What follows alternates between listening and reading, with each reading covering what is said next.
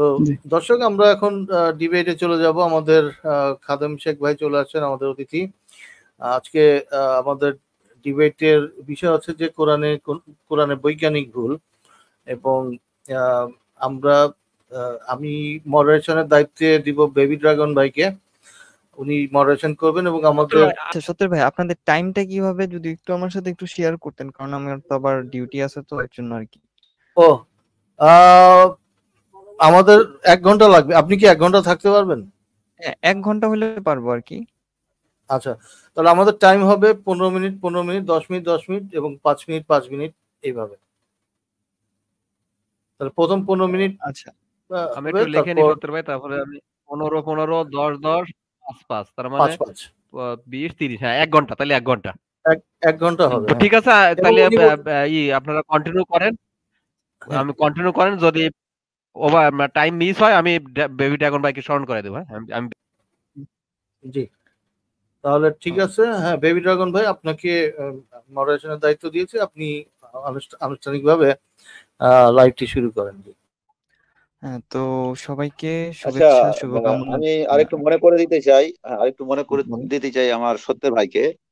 আমি বলেছিলাম যে আমাদের প্রয়োজনে পর্ব হবে, কিন্তু একসঙ্গে আপনি অনেকগুলো আয়াত আনবেন না, খুব বেশি হলে 3টে থেকে 4টে আয়াত আনবেন। বেশি আয়াত আনলে আমি তো সময় পাবো না, উত্তর দিতে অনেক সময় লাগে। তো তাতে প্রয়োজনে আপনি পর্ব করতে পারেন। উনি এতে এই শর্তে উনি রাজিও হয়েছেন। আর একটা কথা বলেছিলাম যে ডিবেট শেষ তো আপনার লাইভও শেষ করতে হবে, কারণ তারপরে প্রশ্ন উত্তর থাকবে, আবার অনেক রকম অনেক প্রশ্ন আসবে, সেখানে আবার অনেক নোংরামি হয়, অশ্লীলতা হয়, মানে অনেক রকমের গালি গালাজ শুরু হয়ে যায়। এই কারণে আমি চাইছি যে ডিবেট শেষ তো আমি বাড়ি আসবো, আপনারাও লাইভটা শেষ করে দেবেন। তাতে আপনি 2 ঘন্টা করুন, 3 ঘন্টা করুন, আমি থাকবো।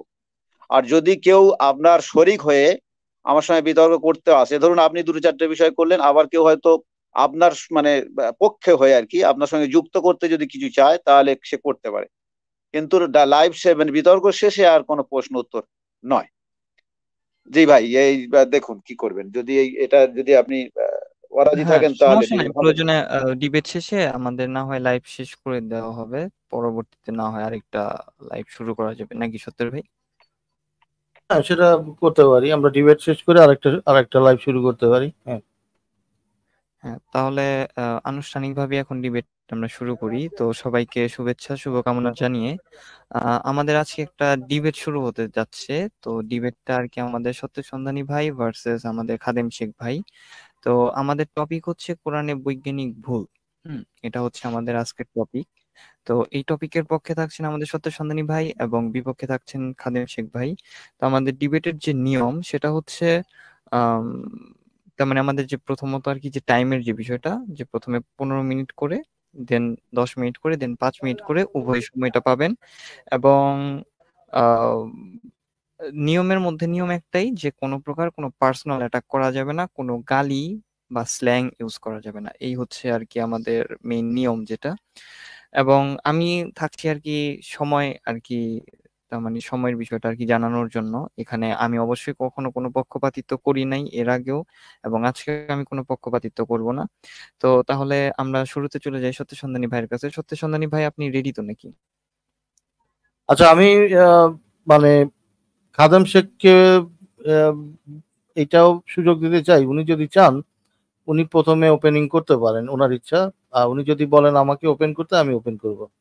আহ, উনি যেটা চান আমি রাজি আছি। হ্যাঁ, খাদেম শেখ ভাই, আপনি কি চান?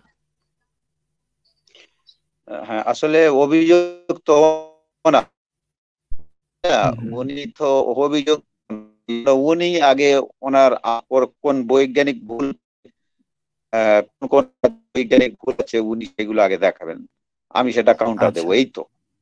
আমি হ্যাঁ আগে হ্যাঁ হ্যাঁ। বললে তো হবে তাহলে না। তাহলে আমরা তাহলে সত্য সন্ধানী ভাইয়ের কাছে চলে যাই। হ্যাঁ, সত্য সন্ধানী ভাই, তাহলে আপনার সময় শুরু হচ্ছে এখন। ধন্যবাদ বেবি ড্রাগন ভাইকে। শুধু দর্শক যারা দেখছেন, সবাইকে স্বাগতম, ধন্যবাদ আজকে লাইভটি দেখার জন্য।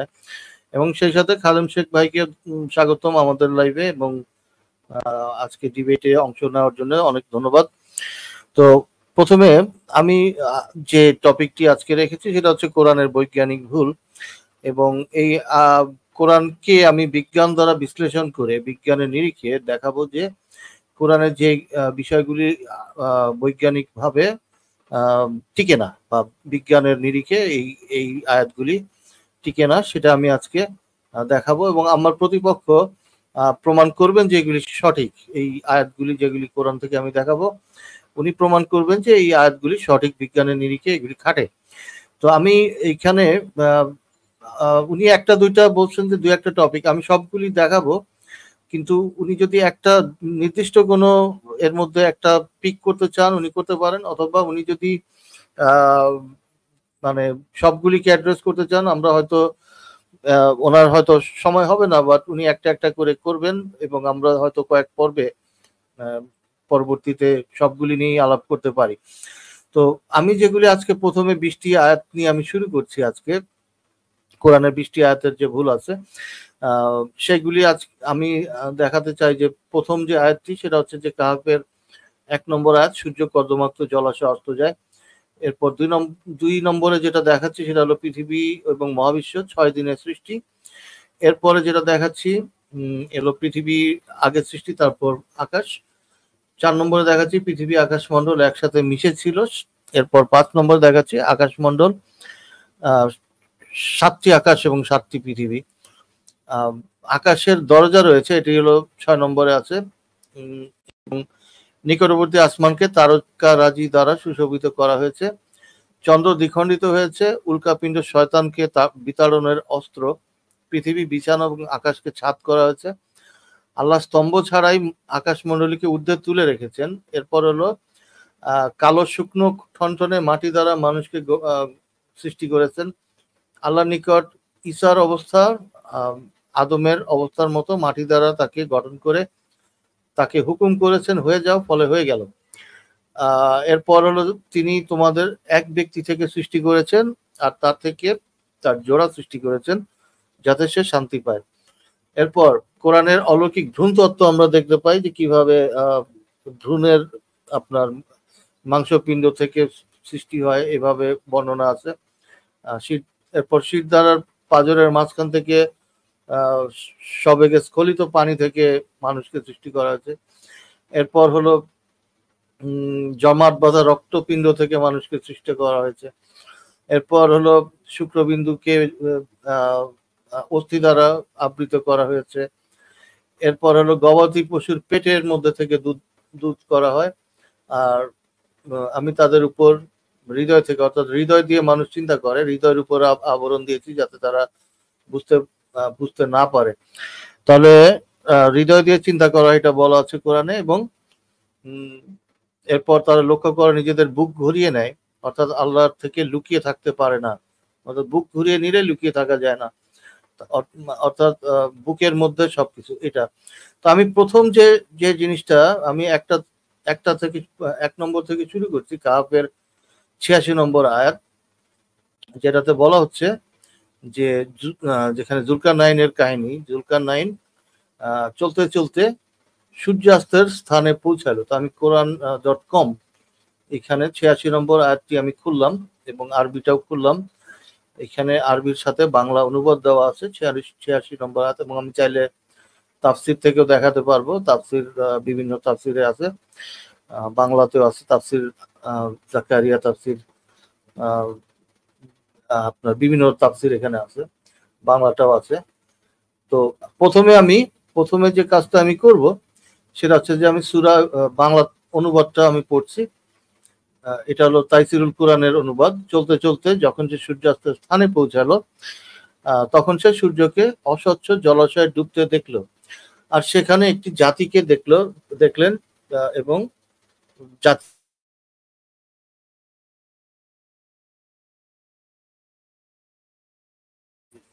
86 নম্বর আয়াত যেটা আছেন, 86 নম্বর আয়াতের প্রথম লাইনটি আমি ওনাকে বলবো যেটা ব্যাখ্যা করতে, উনি কিভাবে এটাকে বিজ্ঞানের সাথে মিলাবেন। যে সূর্যাস্তের স্থানে পৌঁছালো এবং সূর্যকে অস্বচ্ছ জলাশয়ে ডুবতে দেখলো। শুধু উনি এতটুকু আজকে আমাকে ব্যাখ্যা করে দিবেন যে পৃথিবীতে কোথাও সূর্য ডুবে কিনা এবং সেটা কোনো অস্বচ্ছ জলাশয় গিয়ে অস্ত যায় কিনা, এবং এতটুকুই উনি আজকে আমাকে ব্যাখ্যা করবেন। এবং মনে রাখতে হবে যে এই কথাটা তো আল্লাহর বাণী, যেহেতু কোরআনের বাণী, কোরআনে আল্লাহর বাণী আছে, এটা কোনো অন্য কোনো লোকের বাণী নয়। আল্লাহ এটা টেস্টিফাই করছে, অর্থাৎ আল্লাহ সাক্ষী দিচ্ছে যে জুলকারনাইন এমন এক জায়গায় পৌঁছালো যেখানে সূর্যটি অস্ত যাচ্ছিল এবং সেখানে একটি পঙ্কিল জলাশয়ে সূর্যকে অস্ত যেতে সে দেখেছে। এই কথাটা আল্লাহ টেস্টিফাই করেছে। তাহলে আপনি আমাকে প্রথমে অন্য সব আয়াতে যাওয়ার আগে এই আয়াতটি আমাকে ব্যাখ্যা করবেন, পরে আমরা অন্য আয়াত নিয়ে আলাপ করব। তো আমার সময় কতটুকু আছে বেবি ড্রাগন ভাই? 9 মিনিট আছে। আচ্ছা, আমি 9 মিনিট ওনাকে দিয়ে আমি এই এই এতটুকুই ওনার কাছে যেতে চাই। উনি তাহলে আপনি যদি 9 ব্যাখ্যা মিনিটের করেন, ব্যালেন্স রাখতে চান। হ্যাঁ হ্যাঁ, আমি এটা ওনার কাছে আগে শুনে পরে আমি অন্য আলাপটা করব। জি, ওকে। তাহলে খাদেম শেখ ভাই, আপনি প্রস্তুত তো নাকি? খাদেম শেখ ভাই, হ্যাঁ। হ্যাঁ হ্যাঁ ভাই, হ্যাঁ জি। হুম। তো আম, তাহলে আপনার সময় শুরু হচ্ছে এখন।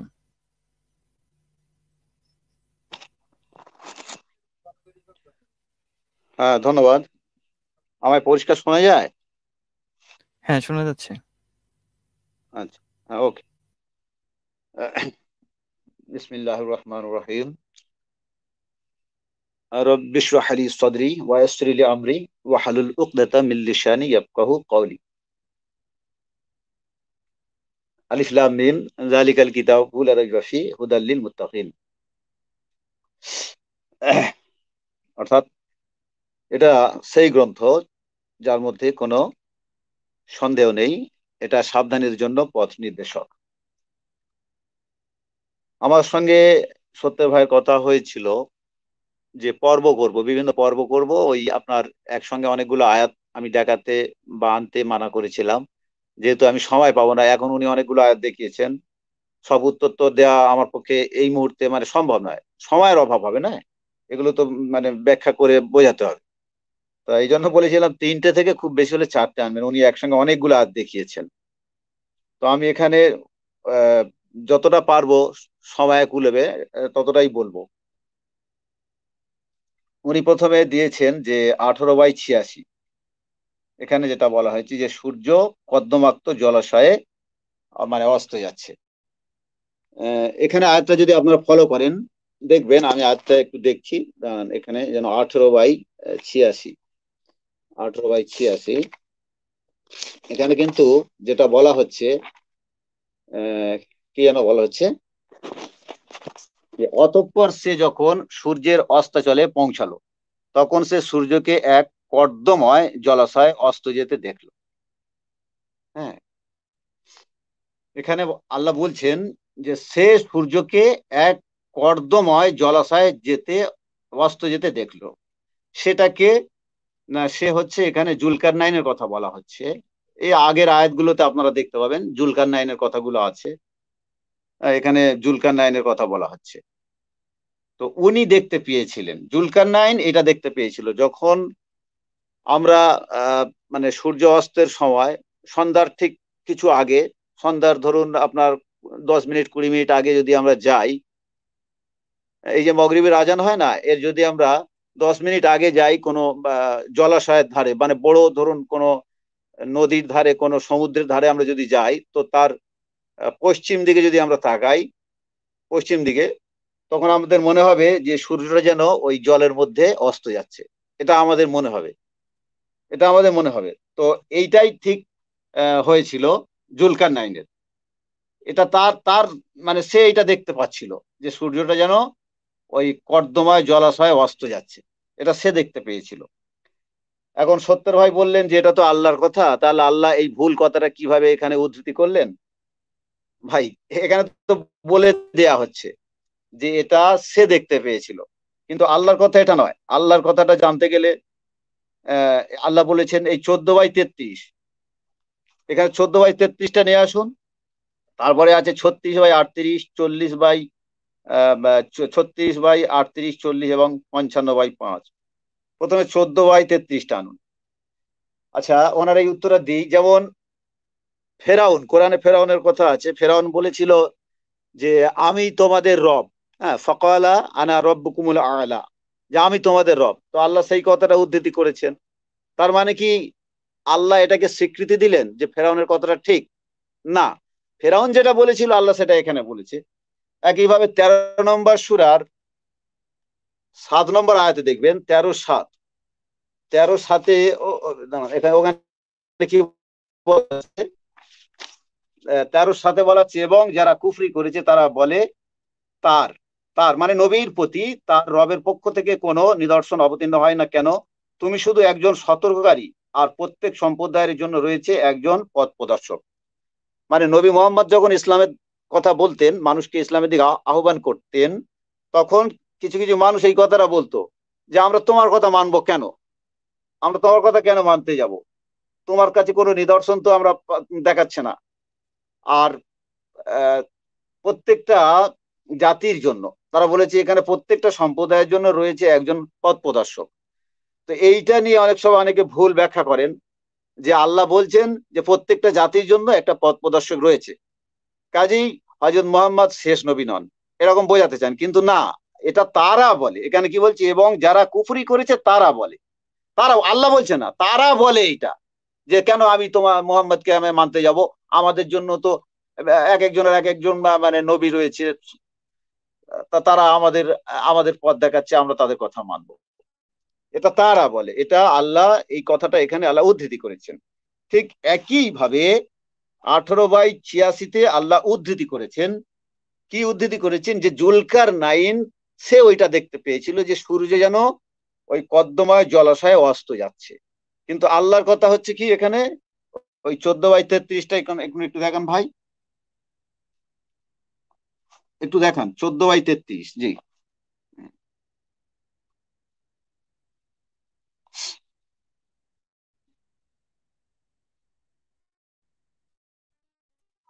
হ্যাঁ, আপনার 14/33।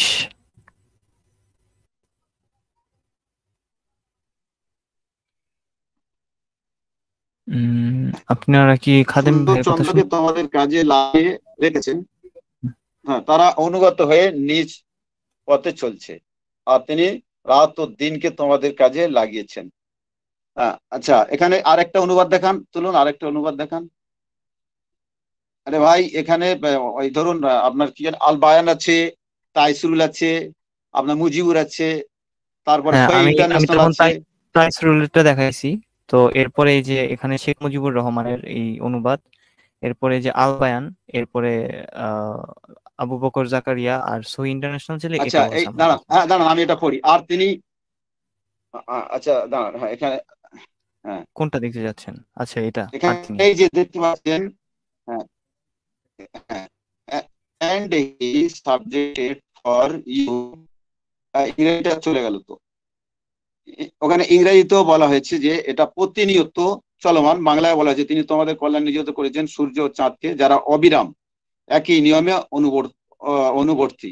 এই যে অবিরাম, অবিরাম মানে বিরামহীন ভাবে, কোনো সময় সূর্য অস্ত যায় না, থেমে যায় না, অবিরাম। তো একই কথা পাবেন 36/38, 40 এবং 55/5-এও পাবেন।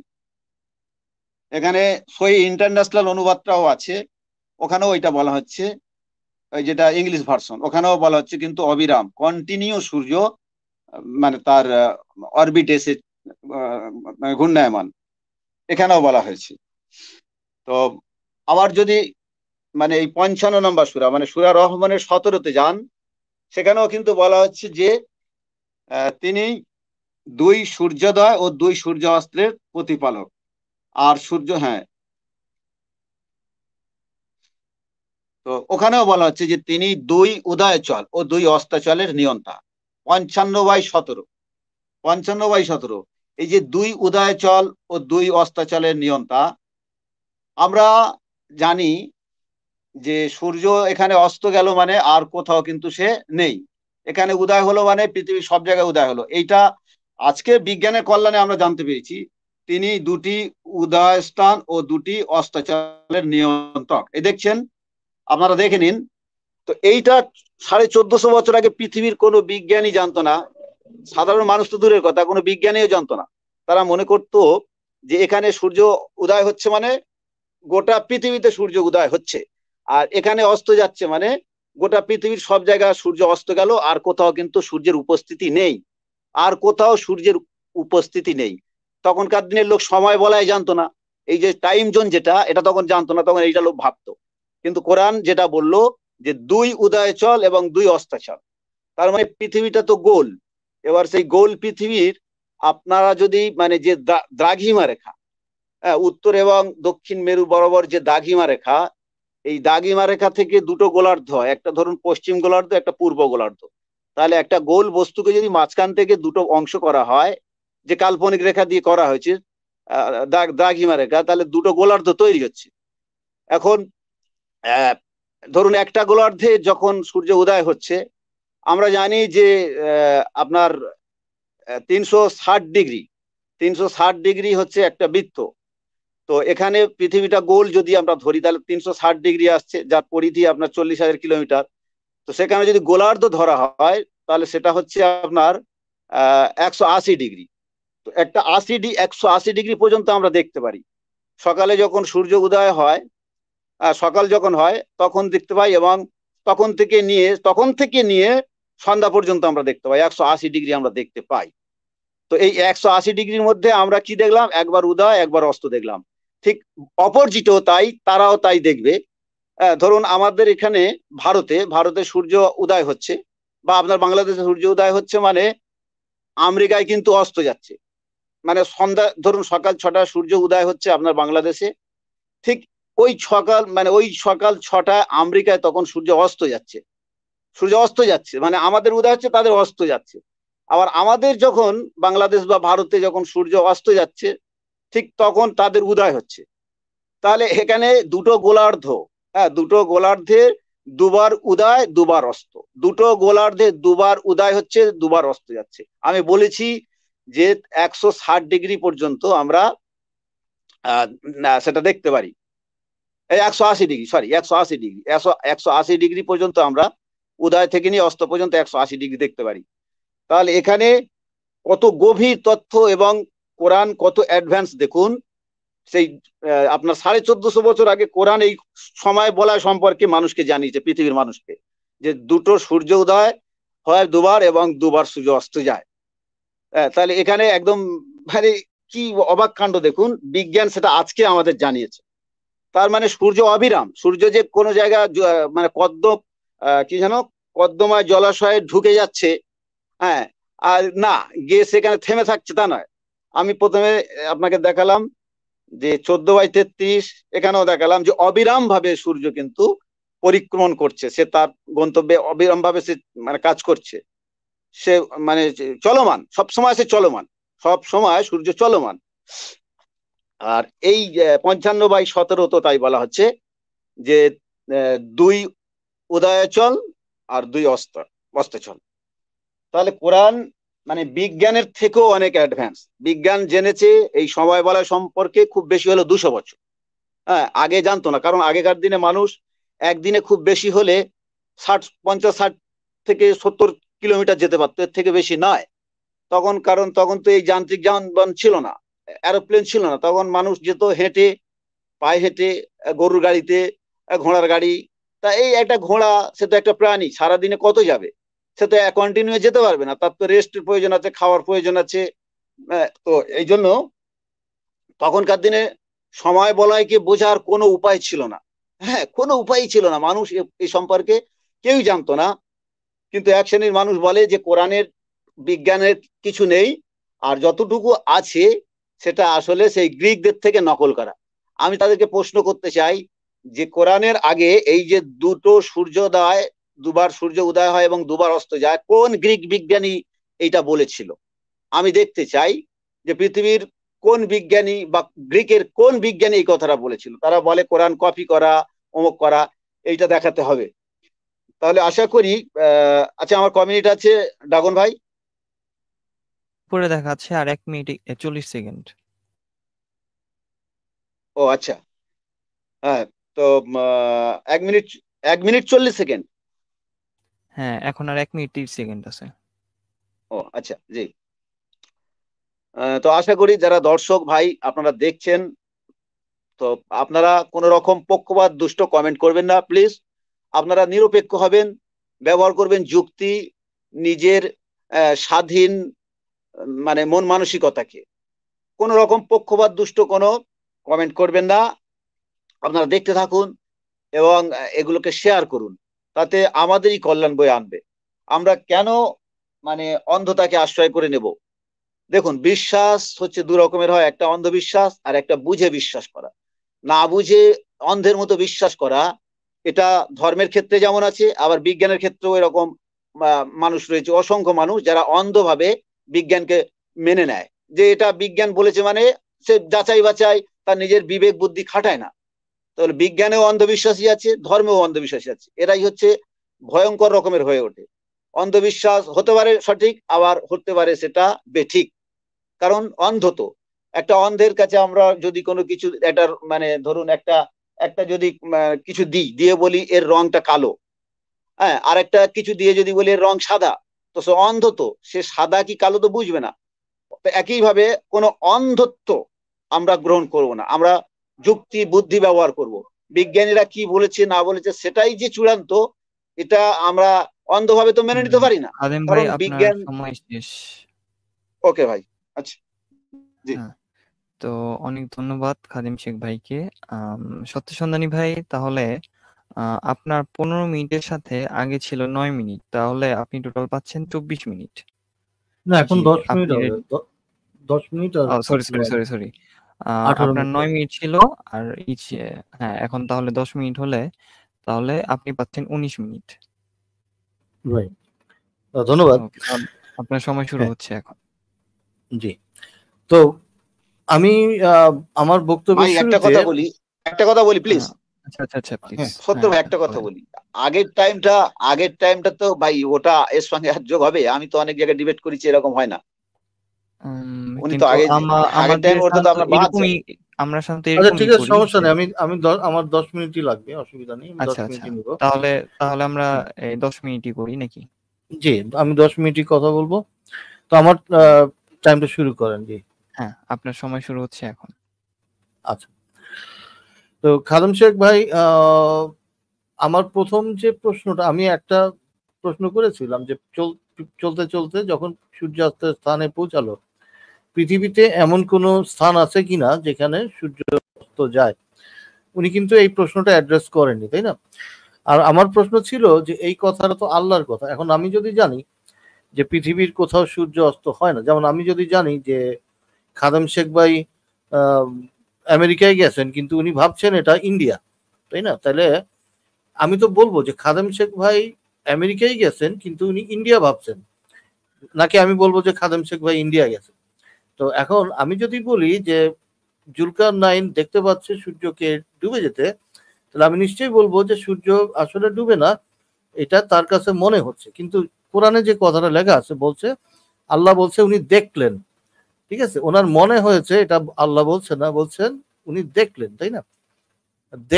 দেখলো, আর সেখানে একটি জাতির লোকের সাক্ষাৎ পেল।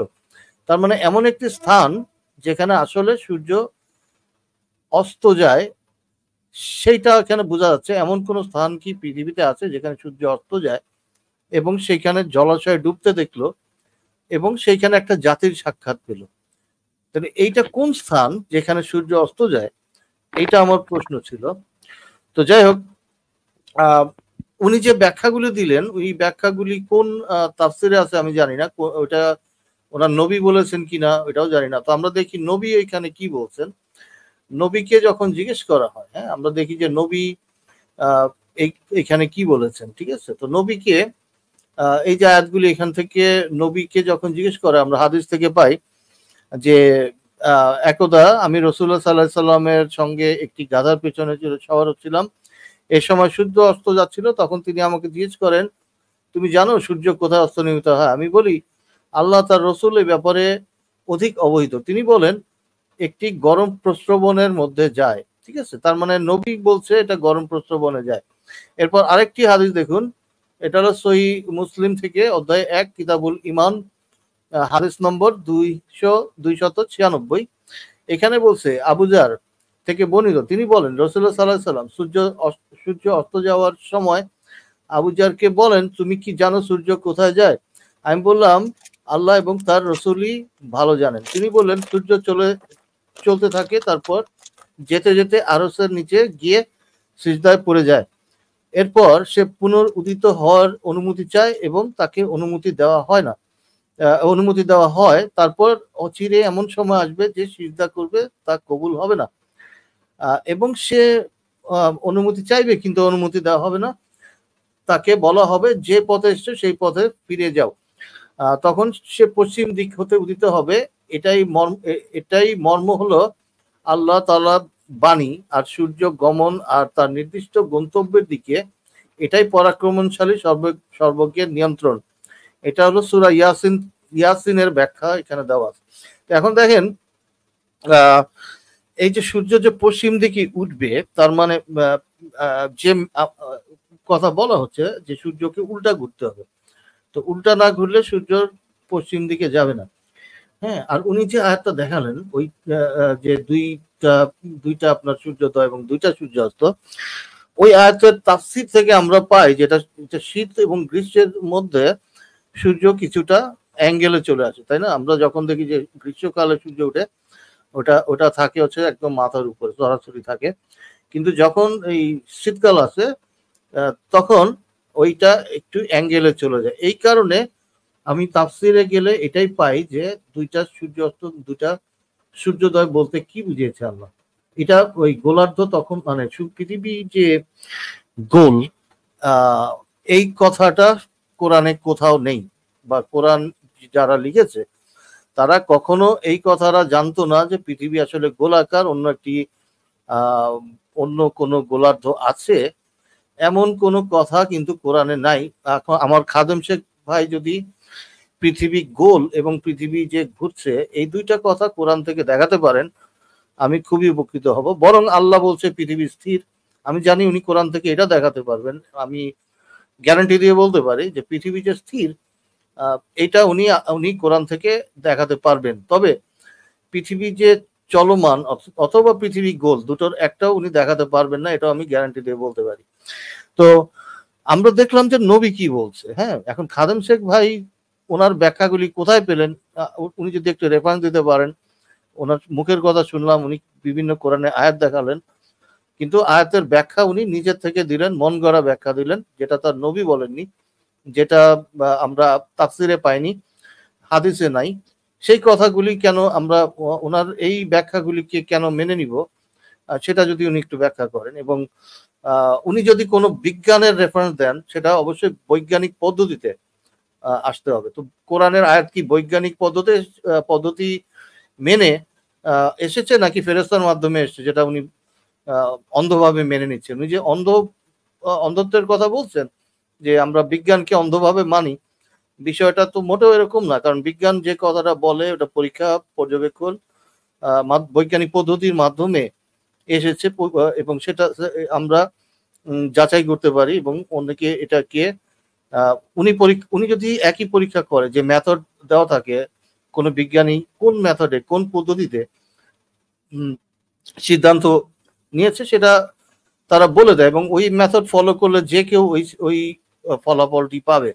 কিন্তু কোরআনের যে সিদ্ধান্ত বা যে নির্দেশগুলি বা যে ফলাফল দেওয়া আছে, সেটা আমরা কোন মেথডে পাবো? সেখানে তো ফেরেশতা হচ্ছে একমাত্র মেথড, আল্লাহর বাণী, মানে আল্লাহ পাঠিয়েছে, আল্লাহ একটি ফেরেশতার মাধ্যমে এইটা পাঠিয়েছে, এবং আমরা মানতে বাধ্য, না মানলে আমাদের পরকালে শাস্তি আছে। তো সেই জিনিসগুলি এখানে কোথায় যাচাই করার সুযোগ আছে, কোথায় প্রশ্ন করার সুযোগ আছে, আমাকে অন্তত এই জিনিসগুলি বুঝিয়ে বলবেন। তাহলে আমি ওনার কাছে চাই, ওনার ব্যাখ্যাগুলি উনি কোথায় পেলেন, রেফারেন্স দিবেন। 2 নম্বর, উনি কোরআন থেকে আমাকে দেখাবেন পৃথিবী যে গোলাকার এবং পৃথিবী যে ঘুরছে, পৃথিবী চলমান, এইটা দেখাবেন।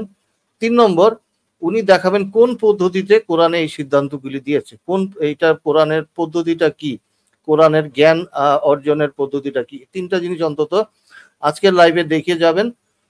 পরবর্তীতে আমরা অন্য বিষয়গুলি নিয়ে আলাপ করব। তাহলে আমি এখন খাদেম শেখের কাছে চলে যাচ্ছি। উনি ওনার বক্তব্য। আপনি যে প্রশ্নগুলো করছেন, যেহেতু আপনার আর কি আরো সময় আছে, ওই প্রশ্নগুলো যদি আরেকটা বার একটু রিপিট করেন। আরেকবার রিপিট জি। তাহলে আমার 1 নম্বর প্রশ্ন, উনি যে ব্যাখ্যা দিয়েছেন সেই ব্যাখ্যাগুলি রেফারেন্স কি, কোথা থেকে উনি দেখিয়েছেন? সেটা কি নবী বলেছে, তাফসীরে আছে, না কোথায় আছে? সেটা উনি দেখাবেন।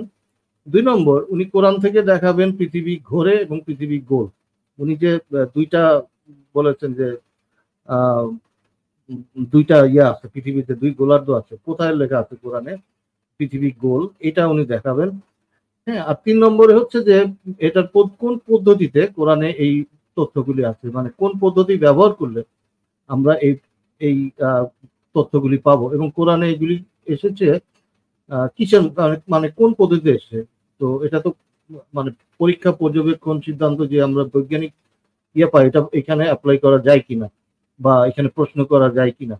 তো উনি পদ্ধতিটা দেখাবেন কোন পদ্ধতিতে এই তথ্যগুলি কোরআনে ঢুকেছে।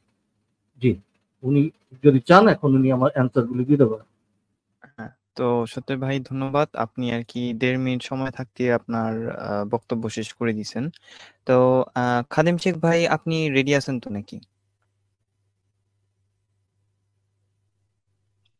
হ্যাঁ ভাই, আছি হ্যাঁ, তাহলে আপনার আছি। সময় হ্যাঁ। শুরু করে দেই। আপনি তাহলে এখন পাচ্ছেন 10 মিনিট।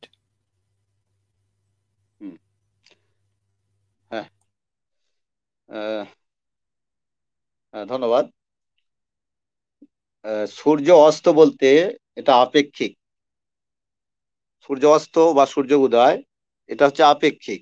সূর্যের যেখানে উপস্থিতি, সেই জায়গাটায় আমরা, যেখানে সূর্য মানে সবেমাত্র আপাত দৃষ্টিতে আর কি, সূর্য সবেমাত্র যেখানে আলোটা পৃথিবীর উপরে তার পতিত হলো, এই ধরুন এখন রাত। হ্যাঁ, তো এখন রাত, আর ঠিক এই রাত শেষে যখন আমরা দিনের মুখ দেখব, ঠিক ওই টাইমটাকে আমরা সূর্য উদয় বলি।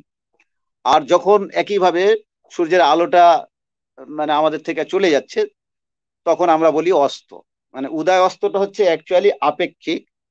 অ্যাকচুয়ালি এটা আপেক্ষিক, তাই সেই আপেক্ষিকটা বোঝাতে গিয়ে আমি 55/17 গিয়েছিলাম, যে 2 উদয়াচল ও 2 অস্তাচল। উনি বললেন 2 উদয়াচল 2 অস্তাচল, এটা কোনো তাফসীর এইভাবে ব্যাখ্যা দেয়নি যেভাবে আমি ব্যাখ্যা দিয়েছি।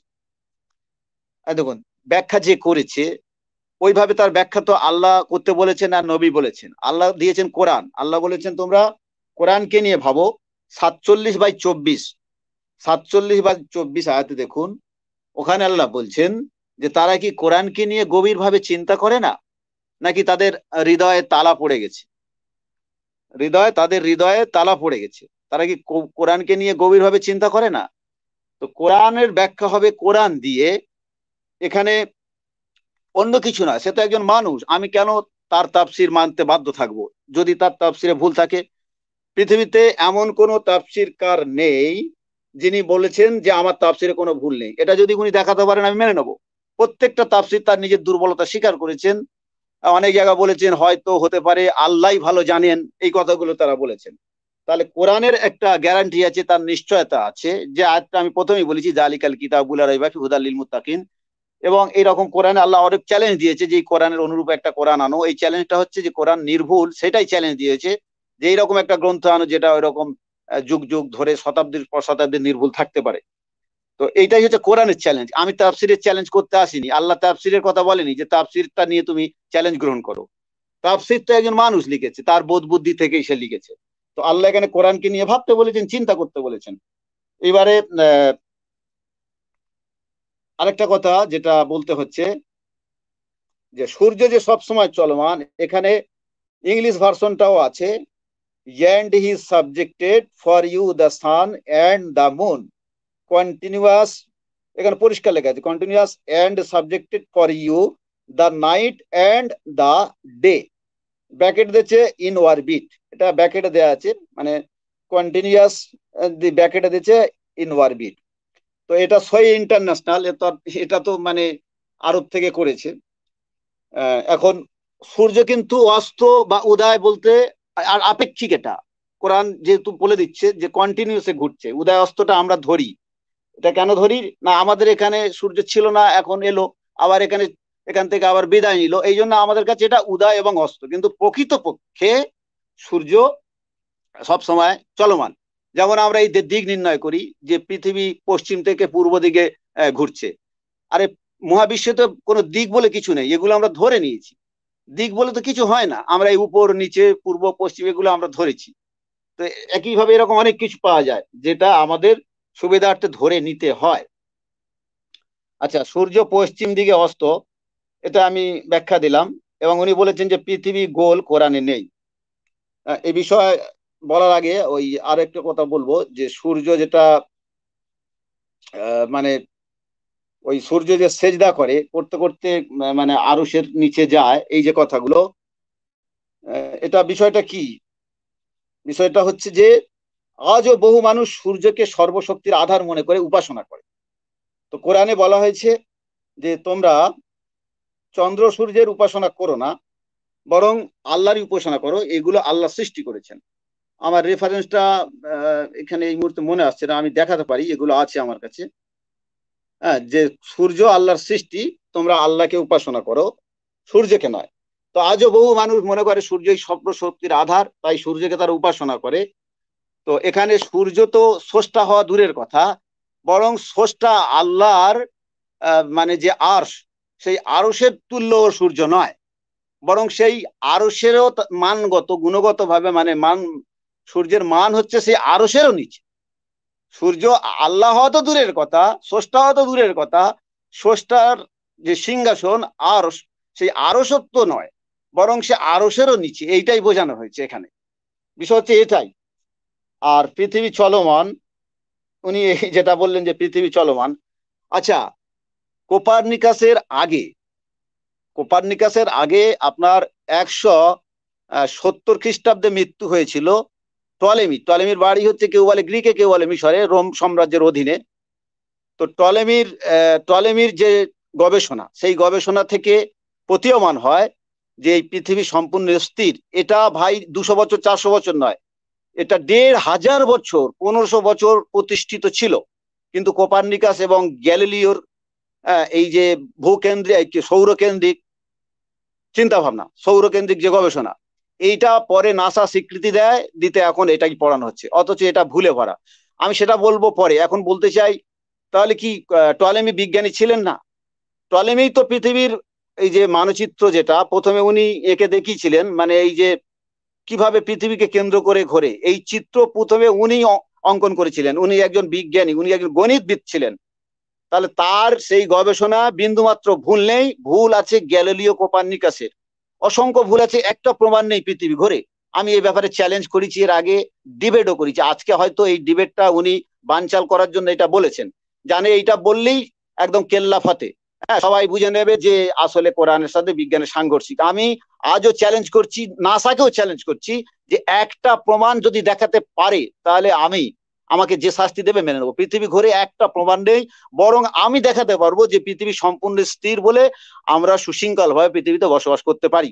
এটা আমার চ্যালেঞ্জ রইল। এই নিয়ে আলাদা ডিবেট আমি করতে চাই পরে, অন্য দিন উনি যদি করতে চান, শুধু শুধু এই বিষয়টা নিয়ে যে পৃথিবী স্থির না ঘোরে। আচ্ছা, এই যে পশ্চিম দিক থেকে সূর্য উদয় সম্পর্কে উনি বলেছেন যে কিভাবে পশ্চিম দিক থেকে সূর্য উদয় হবে। ভাই দেখুন, বিষয়টা সম্পূর্ণ ওলট পালট হয়ে যাচ্ছে। তখন ছিল ভূকেন্দ্রিক, তো তখন ভূকেন্দ্রিক ছিল মানে সূর্য পৃথিবী কেন্দ্র করে ঘুরতো।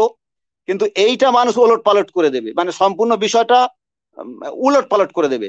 তো এই জন্য এখানে বলা হয়েছে যে সূর্য পশ্চিম দিক থেকে উদয় হবে।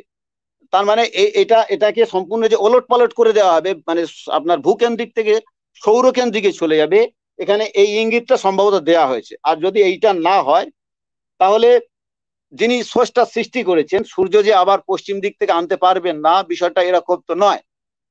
কারণ বিজ্ঞান বলছে একটা সময় চাঁদ এবং সূর্য তারা মানে একে অন্যের এর মধ্যে চলে আসবে আর কি। তাহলে এইটা যদি সম্ভব হয়, তাহলে এটাও কেন সম্ভব হবে না?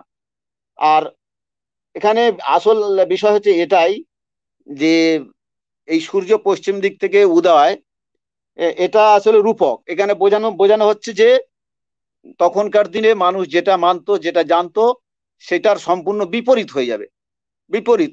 তাই এইটাই তো এখন হয়েছে, যে পৃথিবী আসলে ঘুরছে সূর্যের চারিদিকে, এটাই বোঝানো হয়েছে। কিন্তু এখানে হাইলাইট হলো যেটা, যে উনি বললেন কোরআনে এই বিষয়টা আছে যে পৃথিবী স্থির। হ্যাঁ, কোরআনে আছে, 35 নম্বর সূরার 41 নম্বর আয়াতে আছে বা 30 নম্বর সূরা 25 নম্বর আয়াতে আছে, ওখানে পৃথিবীকে ইয়মসিকু মানে স্থির বলা হয়েছে। এমনকি বেদেও আছে পৃথিবী স্থির, বাইবেলও আছে। তো এগুলো কিন্তু তারা মানে না। কেন মানে না? না তারা বলে এটা ভুল, হ্যাঁ বিজ্ঞান যেটা বলছে এটা ঠিক। আমি মনে করে দিতে চাই যে একটা সময় 100% বিজ্ঞানী, 100% বিজ্ঞানী মনে করতেন পৃথিবী স্থির, সূর্য ঘোরে। এখন সেটা ভুল প্রমাণ হয়েছে। এই কিছুদিন আগে হাতে গোনা বিজ্ঞানীরা বলতো মাধ্যাকর্ষণের কথা, এখন বলছে পৃথিবীর মাঝখানে কোনো আকর্ষণ নেই, পৃথিবীর কোরে জিরো গ্র্যাভিটি, পৃথিবীর কোরে জিরো গ্র্যাভিটি, এখানে কোনো আকর্ষণ নেই। এই তো হাতে গোনা কদিন আগে। কিন্তু তার আগে 100% বিজ্ঞানী মনে করতো পৃথিবীর মাধ্যাকর্ষণ, মাধ্যাকর্ষণ মানে মাঝখানে আকর্ষণ আছে, মাঝখানে আকর্ষণ আছে। এখন সেটা ভুল প্রমাণ হয়েছে। তো এইরকম অনেক কিছু পাবেন। একটা সময় বিজ্ঞানীরা মনে করতো সময়টা সব সময় সব জায়গায় একইভাবে চলে, কিন্তু আইনস্টাইন বললো সময়টা আপেক্ষিক, যেটা কোরআন বলেছে 1500 বছর আগে।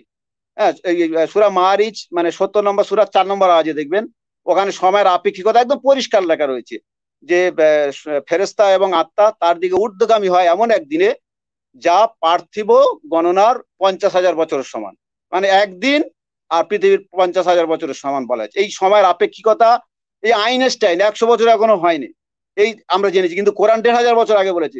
অথচ তার আগে নিউটন থেকে নিয়ে সমস্ত বিজ্ঞানী এটাই ভাবতো, নিউটনও বলেছিল যে সময়টা সব জায়গায় একই ভাবে চলে, কিন্তু সেটা ভুল প্রমাণ হয়েছে। খালেম 100% ভাই, বিজ্ঞানী যেটা মনে করতো আজকে সেটা ভুল প্রমাণ হয়েছে। আজই একই ভাবে। হ্যাঁ, আমার কি সময় শেষ? হ্যাঁ আপনার সময় শেষ। আচ্ছা ভাই, হ্যাঁ ঠিক আছে, ওকে, বলুন। তো আমরা শেষ পর্বে চলে আসছি। এখন আর কি আপনারা উভয় সময় পাচ্ছেন 5 মিনিট করে। সত্যসন্ধানী ভাই, আপনি রেডি? রাইট, ধন্যবাদ বেবি ড্রাগন ভাই। আমি আমার 5 মিনিটে ক্লোজিং যে বক্তব্যটা দিব, আমি এটাই বলতে চাই যে আমি দুঃখের সাথে জানাচ্ছি খালেম শেখ ভাইকে করা 3টি প্রশ্ন, যে পৃথিবী ঘোরে, পৃথিবী গোল, এবং কোন পদ্ধতি ব্যবহার করে উনি এইগুলি পেয়েছেন, একটাও উনি আমাকে জবাব দেননি। উনি আমার সাথে একমত হয়েছেন যে পৃথিবী ঘোরে না, পৃথিবী স্থির, বরং সূর্যই ঘোরে। এবং এটা উনি কোন পদ্ধতি পেয়েছেন সেটাও আমি শিওর না। উনি কপারনিকাসের কথা বললেন, গ্যালিলিও ভুল ছিল, কপারনিকাস সঠিক। তো আরো প্রাচীন বিজ্ঞানীরা, গ্রিক বিজ্ঞানীরা সঠিক ছিল। বর্তমানে আমাদের আধুনিক বিজ্ঞান ভুল, আধুনিক যে যন্ত্রপাতি এবং আধুনিক যে টেকনোলজি সব উনি ভুল প্রমাণ করে দিচ্ছেন। তো আমি পদ্ধতি পেলাম না, পৃথিবী গোল পেলাম না, পৃথিবী ঘোরে পেলাম না, তিনটাই উনি আমাকে প্রমাণ দিতে পারলেন না।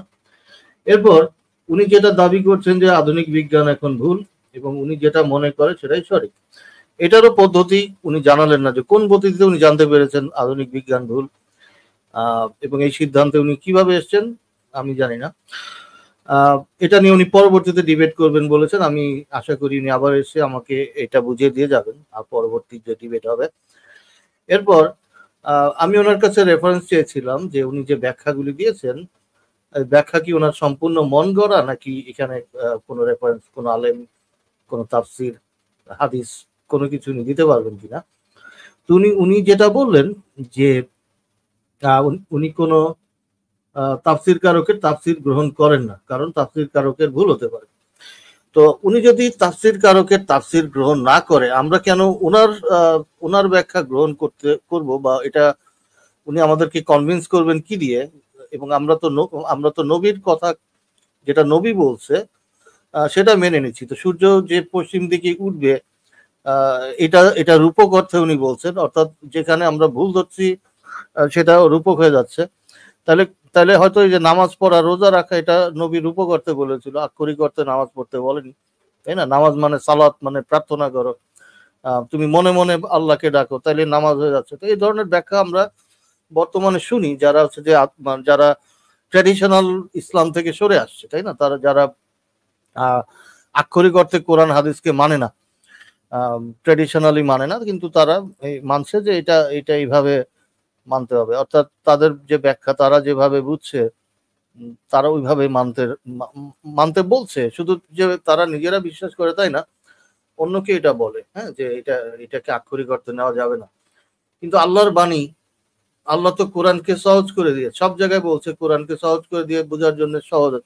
তাহলে কিভাবে এক একজন এক একটা বুঝছে? হ্যাঁ, একজন বুঝছে যে এটা এটা এইভাবে পড়তে হবে, আরেকজন বুঝছে যে না এটা এইভাবে না, এইভাবে এভাবে হবে। তো এই যে পার্থক্যগুলি হচ্ছে, এবং আমরা যদি এখনই কোরআনটা খুলি এবং কোরআনটা খুলে আমরা 4-5 জনের অনুবাদ দেখতে পাই যে ওর মধ্যে কিছু পার্থক্য আছে, একদম যে উল্টা পাল্টা তা না। হয়তো আমি যদি 4 জন হুজুরের অনুবাদ খুলি, সেখানে আমার আমার খুব কাছাকাছি থাকবে, কিছু দু একটা অর্থের হয়তো পার্থক্য থাকবে। কিন্তু বর্তমানে যে এই যে আমি যেটা যেটা জানতে চাচ্ছিলাম যে পৃথিবী গোল কোথায় আছে, তো সব জায়গায় তো পৃথিবী চন্দ্র মানে কি পৃথিবীকে স্থির বলা হচ্ছে, উনি স্বীকার করেছেন। সূর্য ঘুরছে এবং চন্দ্র ঘুরছে এটা বলা আছে, গ্রহ ঘুরছে। যদিও কক্ষপথ শব্দটা ঢুকানো হয়েছে, আমরা জানি যে সাঁতার আবগাহন যে আরবি শব্দটা আছে, তার মানে হচ্ছে এই শব্দটা ব্যবহার করলে বোঝা যায় সাঁতার কাটা। আর এই শব্দটা যদি মানুষের হিসাবে মানুষের জন্য ব্যবহার করে তাহলে অর্থ হয় দৌড়ানো। তো এই মানে শব্দের কিছু খেলা থাকার কারণে কোরআন কিন্তু পরিষ্কার স্পষ্ট নয়। আর এই কারণে এই এই মত পার্থক্য হচ্ছে বিভিন্ন মানুষ, এবং বিভিন্ন মানুষ হাদিসকে গ্রহণ করছে না, কারণ হাদিসে স্পষ্ট করে ব্যাখ্যা দেওয়া আছে নবী কি বুঝেছে।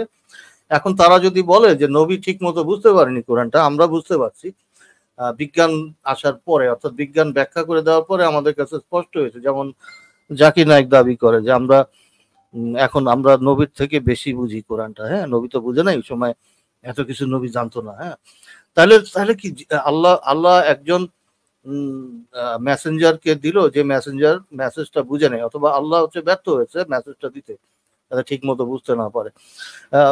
এবং মানুষকে সন্ধানী ভাই আপনার সময় শেষ।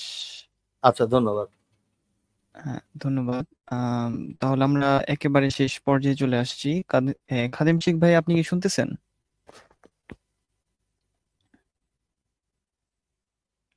খাদেম শেখ ভাই, আপনি মিউটেড আছেন।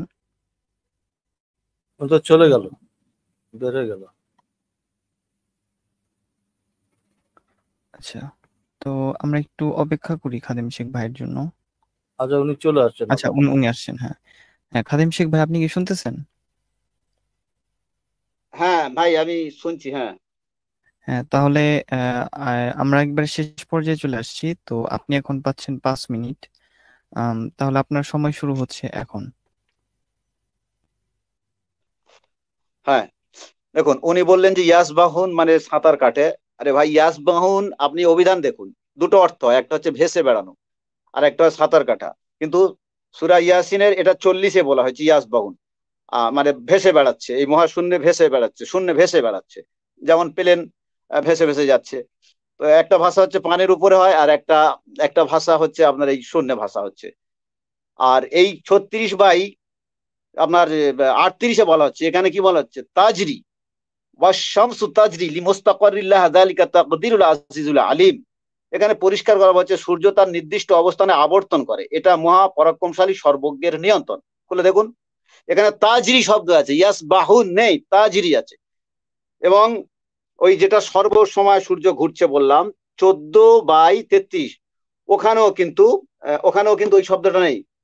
ওখানে ওই ইয়াসবাহুন শব্দটা পাবেন, ওখানে আছে দা ইবাইন, যার অর্থ হচ্ছে যারা অবিরাম অবিরাম অনুবর্তী, মানে অবিরাম একই নিয়মে তারা অনুবর্তী আর কি, দা ইবাইন।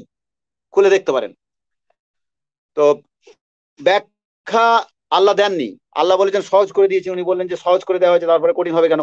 সহজ করে দেওয়া হয়েছে কি, উপদেশ, যেগুলো আপনি মেনে চলবেন, কোনটা হারাম কোনটা হালাল ইত্যাদি, নামাজ রোজা হজ জাকাত, সুর কা হারাম, মদ কা হারাম, জুয়া খেলা হারাম, ওই যে আপনার জ্যোতিষী চর্চা করা হারাম, এইগুলো এগুলো সহজ করে দেওয়া হয়েছে। আরেকটা মুখস্থ করা সহজ করে দেওয়া হয়েছে। তাই এত বড় কোরআনকে, এত মোটা কোরআনকে মুখস্থ করতে পারে, পৃথিবীতে অন্য কোনো গ্রন্থ এত মোটা কেউ মুখস্থ করতে পারেনি আজ পর্যন্ত, আর পারবেও না।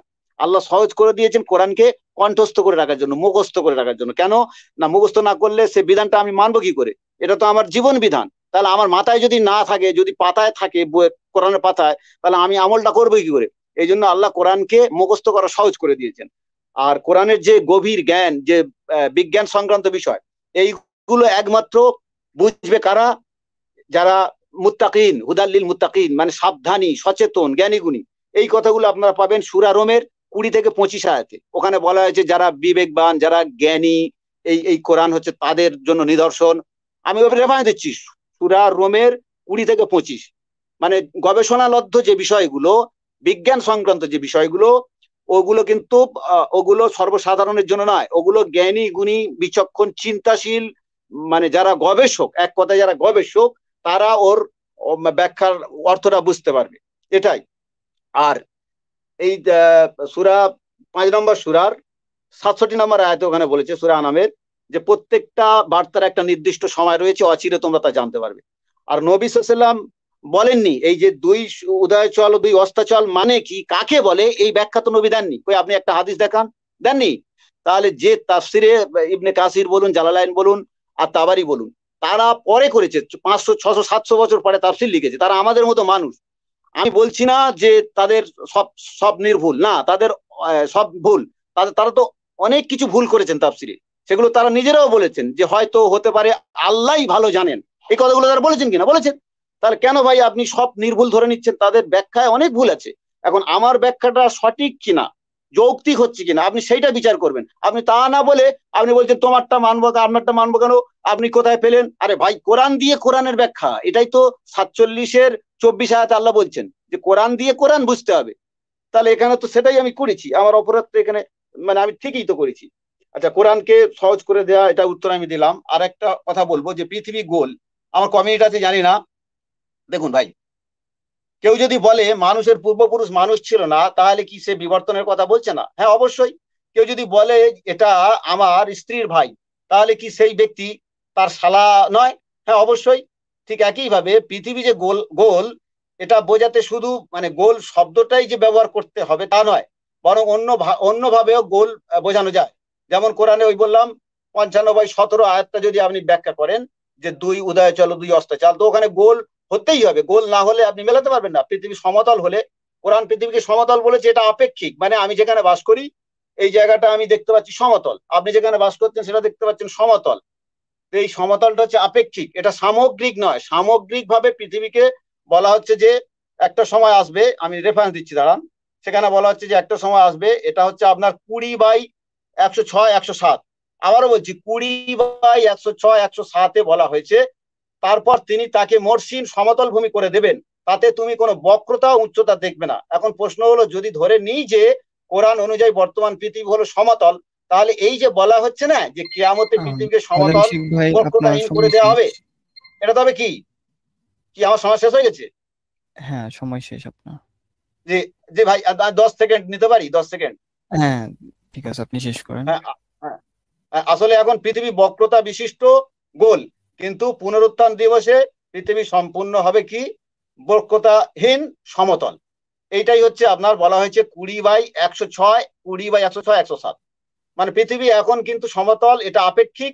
আর সামগ্রিকভাবে পৃথিবী গোল, আর পৃথিবীকে সমতল করে দেওয়া হবে সম্পূর্ণ, এটা কিয়ামত দিবসে। জি, হ্যাঁ, ধন্যবাদ সত্য সন্ধানী ভাই এবং খাদিম শেখ ভাই, আপনাদের দুইজনকে আর কি এত সুন্দর একটা ডিবেট করার জন্য। তো আপনারা এমনিতে কি চান, কে আরো আলোচনা করবেন নাকি? না, আমার মনে কারণ হয় আজকের ডিবেটটা এতটুকু থাকুক। খালেদ শেখ ভাই, আপনি আবারও আসবেন আরেকটি পর্ব। আপনি বলেছেন যে বিভিন্ন পর্বে আপনি করতে চান, তাহলে আপনি যদি চান আমরা আগামী রবিবার এটি দ্বিতীয় পর্ব করবো, যেখানে আপনি অন্যান্য আয়াতের উত্তর দিতে পারেন বা চাইলে পৃথিবীর স্থির নিয়ে আলোচনা করতে পারেন, যেটা আপনার খুশি। হ্যাঁ ভাই, জি। যদি আপনি ওই পৃথিবীর ঘূর্ণন সম্পর্কে বলেন তাহলে হতে পারে। ঠিক আছে, হ্যাঁ, তাহলে আজকে আপনাকে বিদায় দিচ্ছি খালেদ শেখ ভাই, ধন্যবাদ। জি, আমাদের লাইভটি আমরা শেষ করে দিব। আর হ্যাঁ, আমরা হয়তো পরবর্তীতে আরেকটি আপনার সাথে কথা বলে আরেকটি অনুষ্ঠান করব আপনার সাথে, এবং আমরা পরবর্তী সময়সূচি জানিয়ে দেবো আপনাকে। তো দর্শক, ধন্যবাদ। আমি বেবি ড্রাগন এবং লজিক্যাল পার্সন ভাই ছিলেন ব্যাকে, লজিক্যাল ভাই ব্যাকে ছিলেন, এবং বেবি ড্রাগন ভাই আমাদের মডারেশনে ছিলেন। ওনাদেরকে ধন্যবাদ দিয়ে আজকের ডিবেট অনুষ্ঠানটি শেষ করছি। খাদেম শেখ ভাইকে অসংখ্য ধন্যবাদ। বেবি এবং লজিক্যাল ভাই, আপনারা কি কিছু যুক্ত করতে চান আজকের আলোচনায়? আমি শুধু একটাই করতে চাই যে আপনি যে 3টা প্রশ্ন করছিলেন, প্রশ্নটা যদি খাতিম শেখ ভাই যদি আর কি পয়েন্ট আকারে যদি উত্তর দিতেন, তাহলে হয়তো আমাদের দর্শকদের জন্য অনেক ভালো হইতো। শুধু এতটুকু আর কি আমার বলার ছিল। আচ্ছা, হ্যাঁ। আপনি কি অ্যান্সার দিতে চান যে পৃথিবী ঘোরে কিনা এবং পৃথিবী গোল কিনা এবং কোন পদ্ধতিতে জানা যাবে? না ভাই, এটা আগামী রবিবার হবে।